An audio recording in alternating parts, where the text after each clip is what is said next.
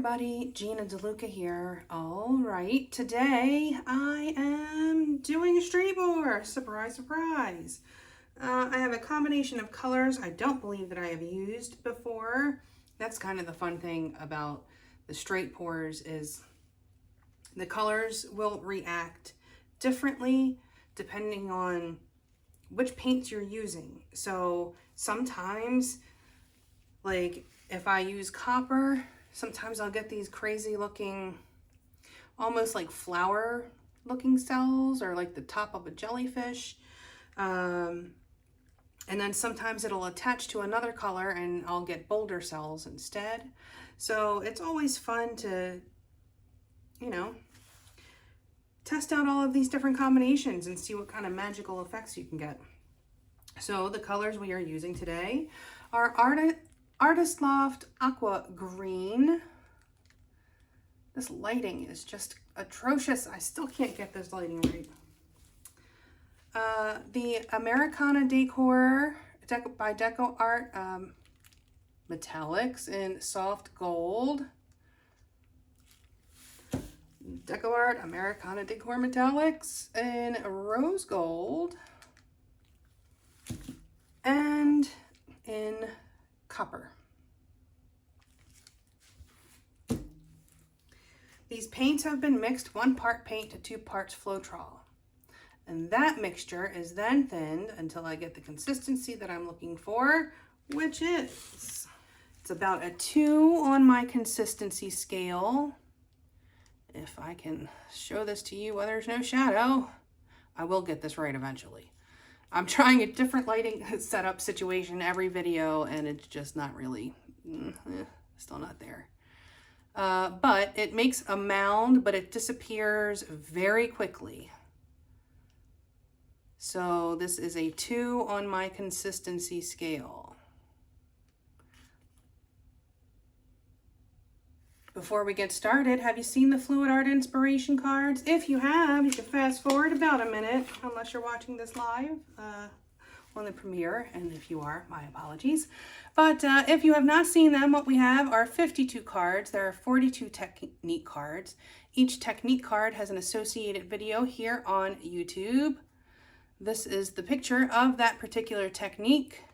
This box here contains a tip for that technique. The bottom here is a color palette that is used in that particular painting. And then these 2 boxes can be used together as the basis of a 2-color palette. There are also 8 bonus color palette cards. Each color palette card has 5 color palettes. Use all of the colors or some of the colors. Mix and match the technique cards with the bonus color palette cards, and you have more combinations than you could ever paint in a lifetime. These are available at my website, ginadeluca.net, and also on amazon.com. And if you get them from Amazon, please do leave feedback. It is very helpful to the sellers over there on Amazon if you leave feedback. So my view from what I can see right here is looking out of the back of my house, and I can see the water, and there is a gigantic family of geese that is moving along my field of vision. Little babies. Well, they're not so little anymore, but it's very cool. Okay, I'm going to put a bit of paint in my cup.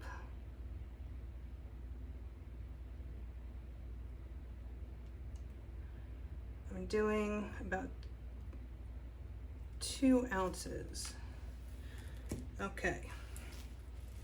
And I'm going to reserve a bit as well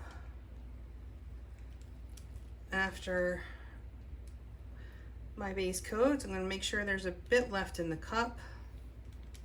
It's just easier for me to separate it this way so I don't run short.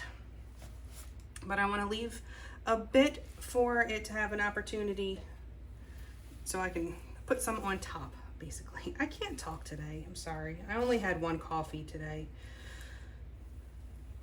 Usually I have 2 and I function a little better. But basically, I'm saving a bit to put on the top of my pour cup so that the paints that are underneath of it have a chance to react with it. I'll explain more later. The reason we're laying down a base coat is because I want my poured paints to slide around easily on the canvas. If I don't put down a base coat, something has to stick to the canvas. And so what winds up sticking to the canvas is the paint that is at the edge of your poured puddle. And as you tilt it, the paint that is in the center of the puddle will roll over the sides, or the edges, I should say. And the problem with that is some of the coolest stuff can happen on the edges, and then you lose that. So this also helps to maintain your composition better because the paints that have been poured on top can stretch more evenly. So I always lay down a base coat. The few times that I have not gone well for me. Some people seem to be able to do it with much success. I am not one of them.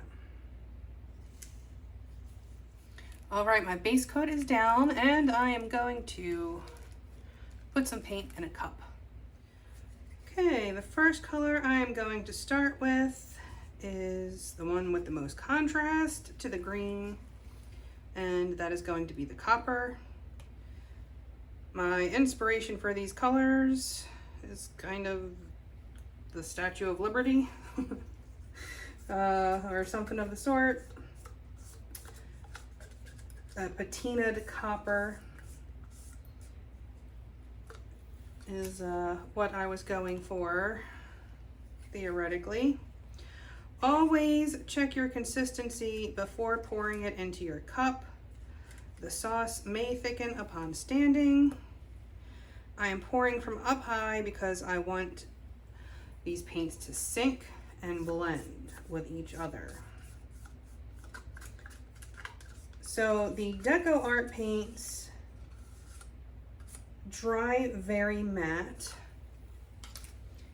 and when you mix a matte paint with a paint that dries less matte, it does not have to be glossy per se, it just needs to be less matte than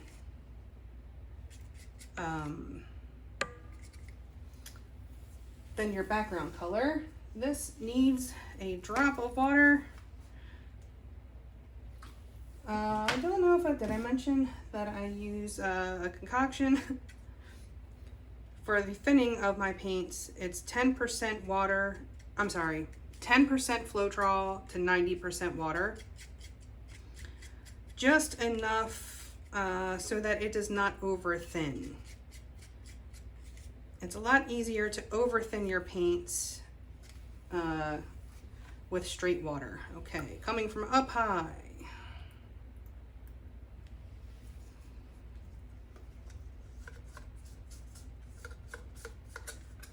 These little spatulas from the Fluid Art Company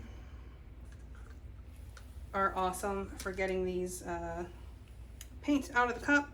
And so now you can see some of the cell making paints are already coming to the top. And if I were to pour this like this, then all of that would just wind up on the edges. But if I come in with my base color, my background color. The background color is the color that goes in the cup first. It is the color that will appear in between the cells. That's why I call it the background color. What I lay down on my canvas is the base coat. And they are essentially the same paint. You can make your base coat a hair thinner than the rest of your paints, but never thicker. You don't want that thicker. Not for a straight pour, anywho. The only time that you want your base coat basically to be thick is if you are doing a swipe. You want your swipe paint, the paint that you will be swiping with, to be thinner than the paints that are underneath. That's pretty much the only time you want that to happen that I can think of. Okay, here we go. Let's make a mess, shall we?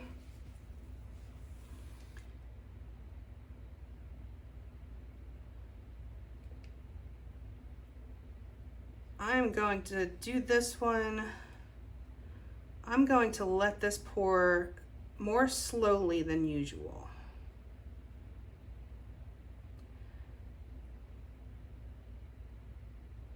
And see what it gives us.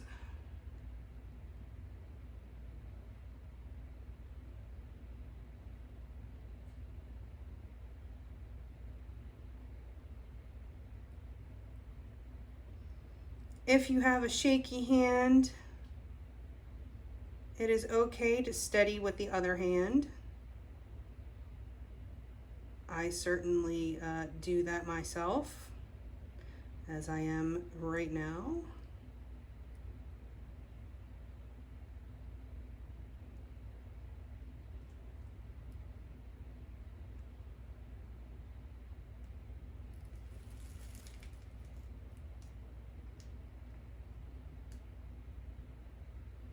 And as you get closer to the end of the cup, you can get closer to the canvas,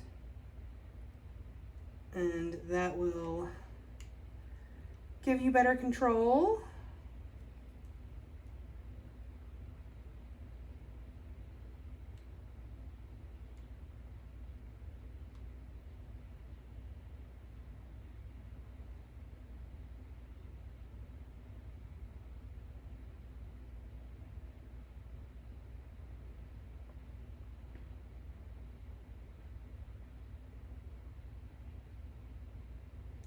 I like to pay very close attention to the very end, because that is the part that is going to get stretched the most, and it will actually become your focal point, or at least mine. And points off for the dismount. Just a bit of a tail there. Let's fix that.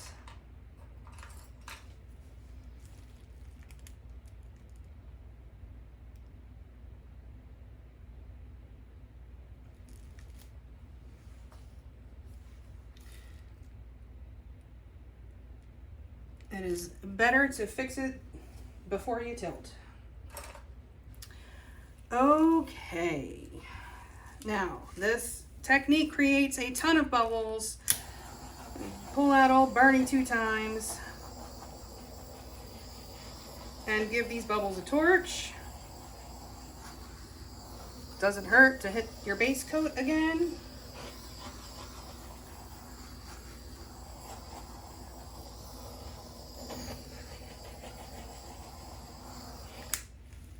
Okay, so as this sits,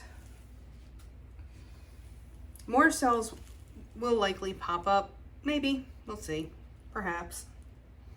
But the cells that pop up now will get stretched and turn into Boulder cells. So all of this stuff that's happening here in the center will turn into Boulder cells. And truth be told, by the time I stretch all of this, this is probably going to take up most of the canvas. That is just the nature. And that's why I always try to pay very close attention to what happens in the center, because it can really become the focal point. And I will just keep popping these bubbles.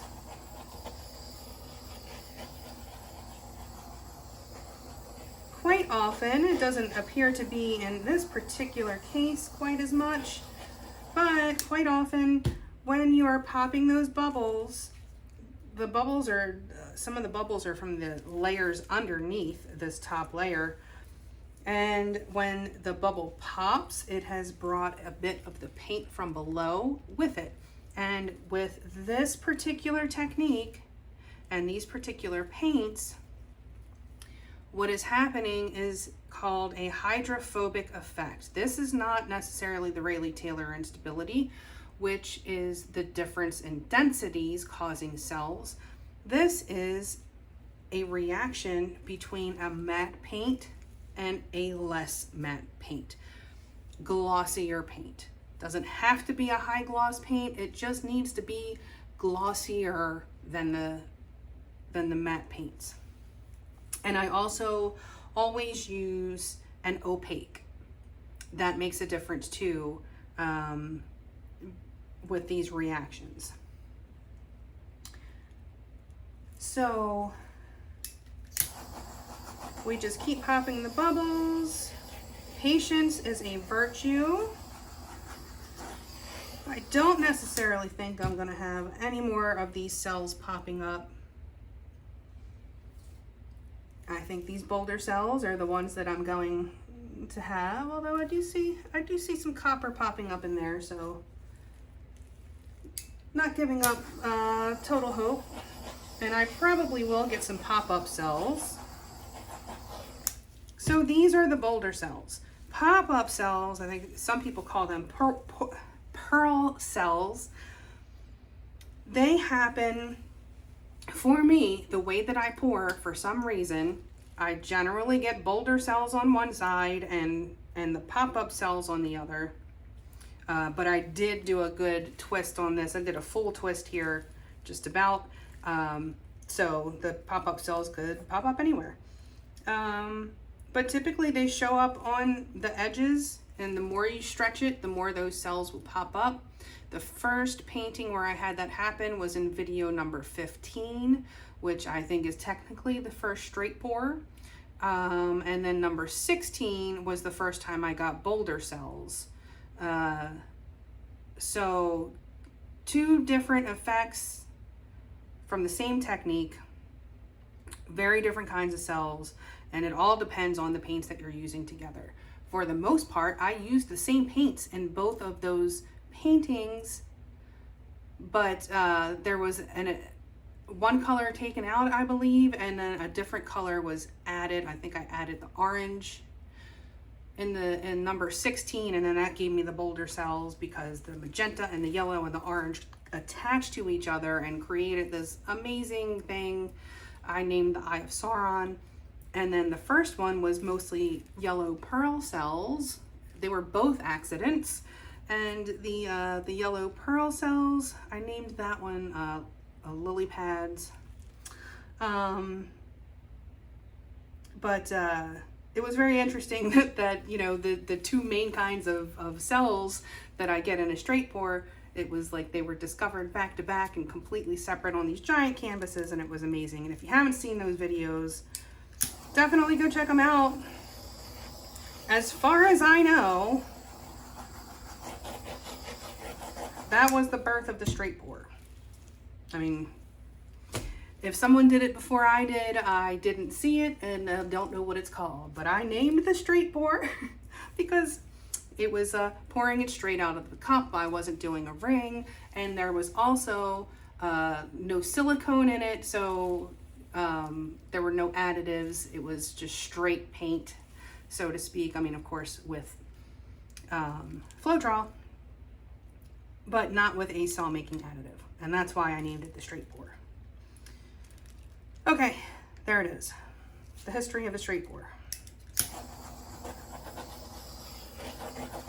All right, let's tilt this baby out, shall we?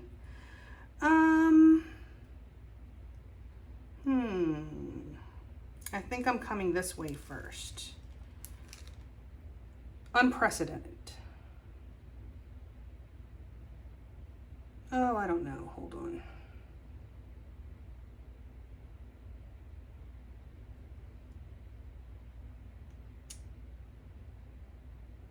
You know, I may actually grab myself a color catcher or corner catcher. Yep. Gonna do it this way. No, I don't need that just yet. I'll wait till I get close. I am so rusty, y'all. The not painting, you know, as often. I seem to forget my own rules and stuff.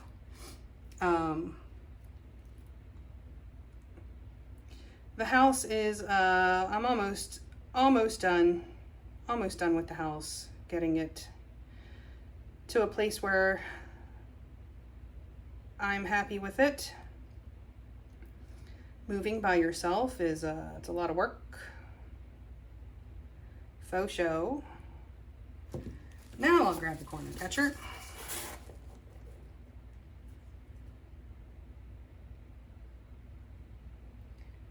I just don't want too much of this to run off. Get back up there.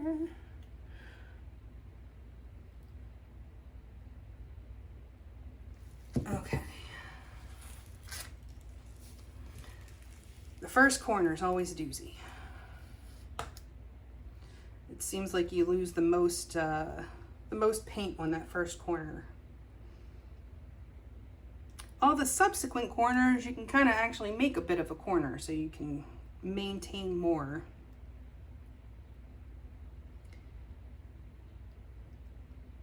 And so I'm going to hit the opposite corner.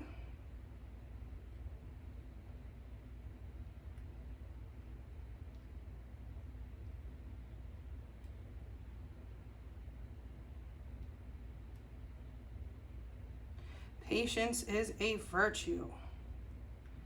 Be very, very patient.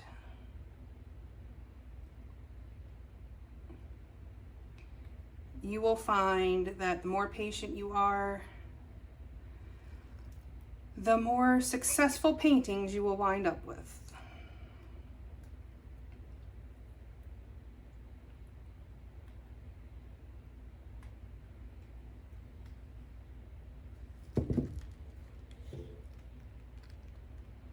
All right, and now I will bring the weight of the paint back to center before I change directions.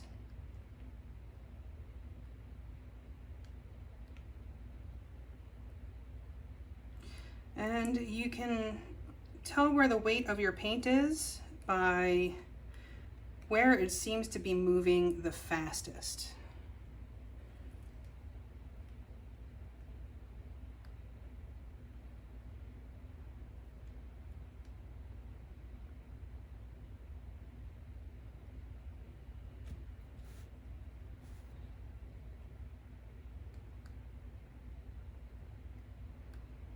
Again, being very patient. It's very easy to get impatient, especially on like the last two corners. You're kind of getting tired of holding it. Your shoulder might be getting tired, especially if you're doing the level 3 deep edge. They're very heavy. Okay, and now for the last corner.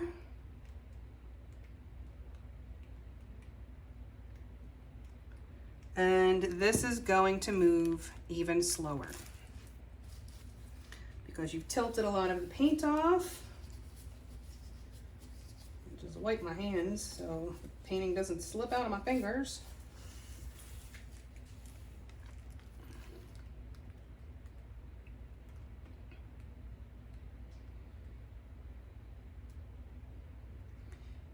And this is the part where it's like, oh, this is starting to feel like molasses. It will get there. It might feel like it's never going to get there, but it will. If you have ever had a painting that wasn't level, then you have seen exactly how much a painting can change very slowly.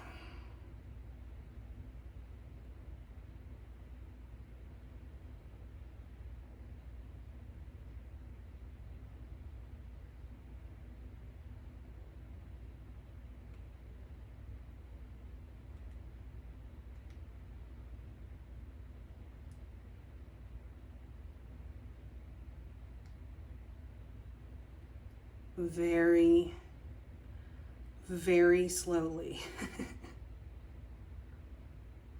But totally worth it. Totally worth it to be patient.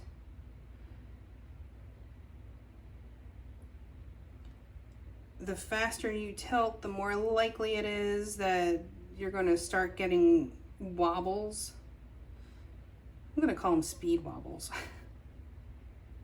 That's a technical name for when you're going too fast on a skateboard or a bike, I guess. But you start going so fast that it just starts wobbling and you will inevitably wipe out. But you can also get the speed wobbles in your painting. It'll start looking like ripples and you lose those nice smooth lines. But as you can see, it took a while, but it got there.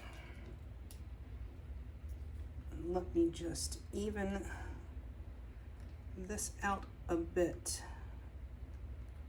I kind of want, all right. And now I will bring the weight of the paint back to center again and adjust my composition to where I want it.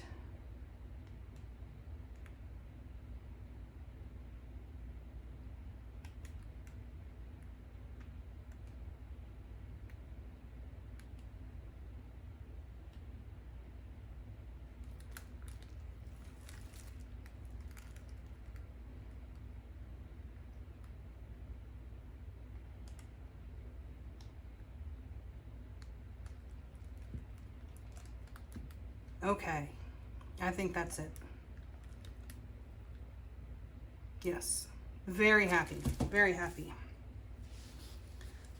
The center looks great. I've got my Boulder cells that fade beautifully into my background colors. I love when it does that. Because it almost, especially like in a watery color, because it looks like it's going underwater.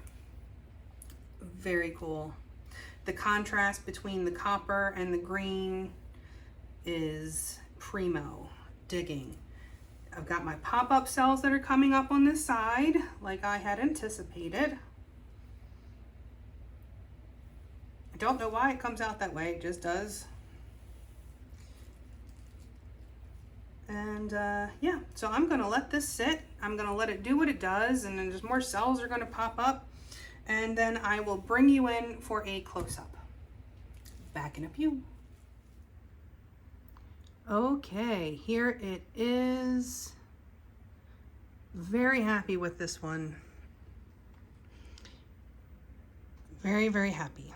This is exactly what I was hoping for. Some very cool pop-up cells.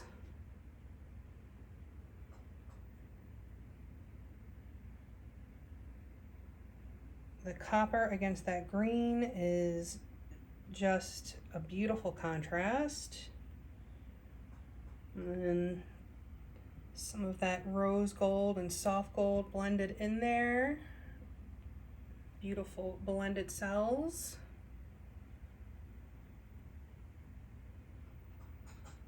I love the softness of the center.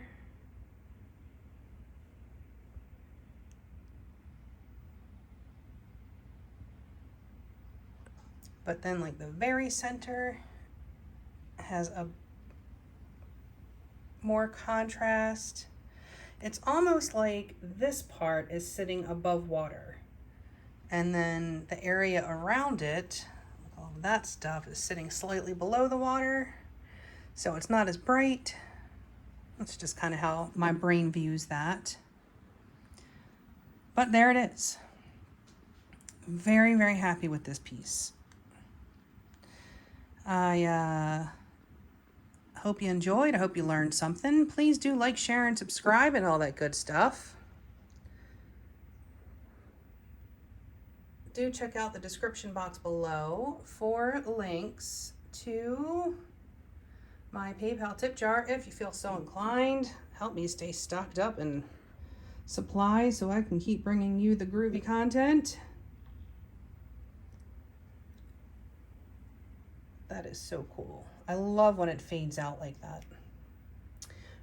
Also in the description box, you will find the link to my website, GinaDeLuca.net, where you can find my art and music and the fluid art inspiration cards for sale. And of course, The inspiration cards are available on Amazon as well.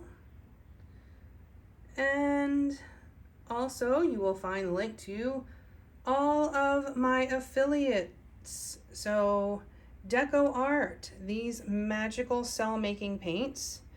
I am a DecoArt affiliate. If you would like to purchase their paints, enter through that link in the description box and I will receive a small commission at no additional cost to you. And that goes for all of the affiliate links you will find there.